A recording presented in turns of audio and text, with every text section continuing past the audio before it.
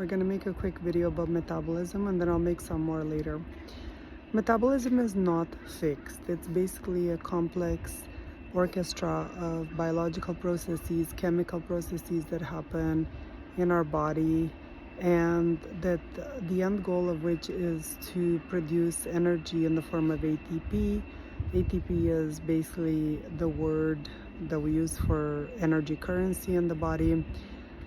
And that's meant to basically sustain life, sustain movement, and sustain repairing processes in the body. When we sit and do absolutely nothing and just breathe, and we're not even digesting food, that's our basal metabolic rate, or BMR. When we eat, we have to use some energy to digest food. We use more energy to digest protein than we do to digest other things. That's called the thermic effect of food. So that's energy that we also need to expand.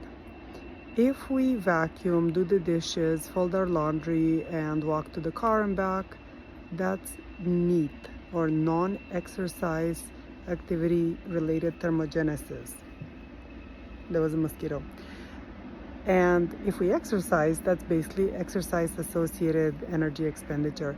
So overall, our total metabolic needs are met by adding up the basal metabolic rate, the thermic energy effect of food, the NEAT or the non-exercise related activities, and the exercise. There's some other stuff in there, but I'm not gonna go into those because the pie slice that they make up is too small to really be meaningful. If you are gaining weight, no matter what, you are basically taking in more energy than you are expanding. And that's a law of thermodynamics. That's not something that anybody made up. That's actually like a scientific thing. We cannot create energy in our body. We just take it in and we expand it.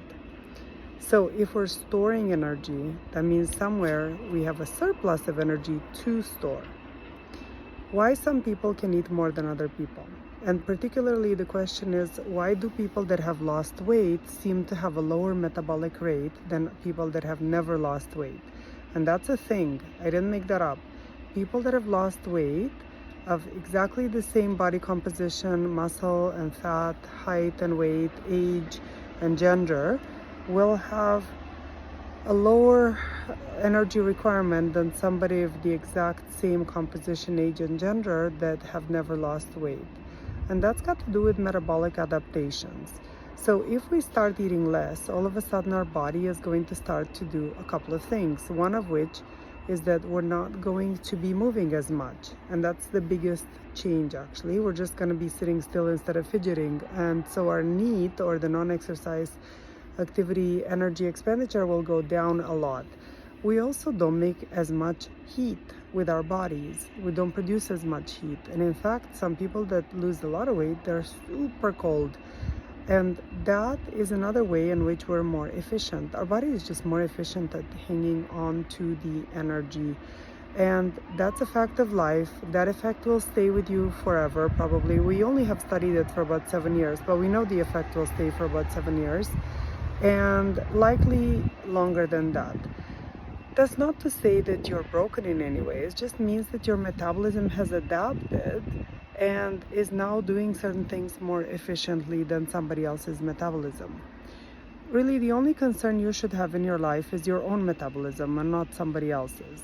So if you're not losing weight, it's probably because overall you are taking in the same number of calories as what you're expanding.